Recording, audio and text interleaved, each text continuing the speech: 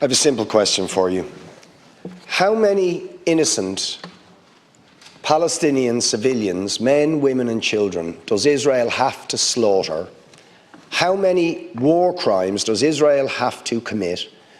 How much death and destruction does Israel have to visit on the people of Gaza and Palestine before you will call for and impose sanctions on Israel and expel the Israeli ambassador from this country and call for the immediate referral of Israel to the International Criminal Court for crimes against humanity and war crimes? Because in front of the world, by their own admission, Israel is committing war crimes. They have stated it publicly. This isn't a matter of opinion.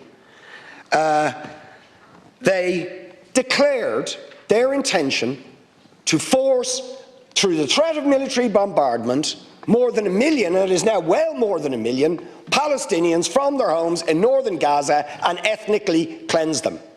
A crime against humanity.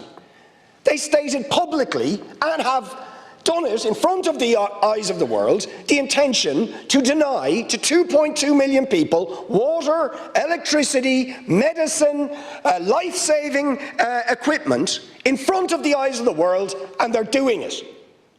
And every minute, children are being slaughtered by their artillery, their relentless bombardment of residential complexes, of hospitals, of schools, of civilian infrastructure. They just go on and on and on, and you do nothing. Nothing. Words of concern, but no action to hold them to account.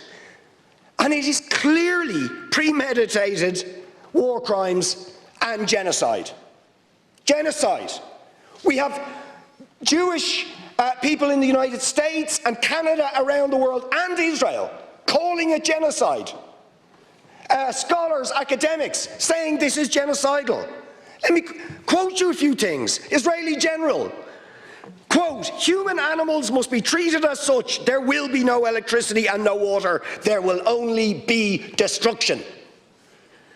Yoav Gallant, a minister, says, "We are fighting human animals. We will, quote, act accordingly. We will remove, quote, every restriction on the IDF." Smotrich, another minister, "There is no such thing as the Palestinians." The president of Israel refers to the people of Gaza and says they are all responsible. Before October the 7th, Netanyahu appeared in front of the UN General Assembly with a map of Israel that had removed all references to Palestine. A clear declaration of intent to destroy the Palestinian people and steal all of their land. 6,000 Palestinians killed between 2008 before October the 7th. Thousands of Palestinians hostage in administrative detention without trial. When are you going to move beyond words of concern and impose sanctions and expel the Israeli ambassador of this apartheid murderous state? First of all, I'm horrified by every single death. But you see, the world is responsible for failing to call out the reality of the Israeli regime. It is an apartheid regime. It was set up on the basis of the ethnic cleansing of 750,000 Palestinians. It has sustained itself through the ethnic cleansing ongoing of Palestinians, day in, day out, in East Jerusalem, across the West Bank, everywhere. Even where Hamas, there's no Hamas. I mean, I lived there. At the beginning of the first Palestinian Intifada in 1987, there was no Hamas. Young people rose up because their entire future had been stolen from them.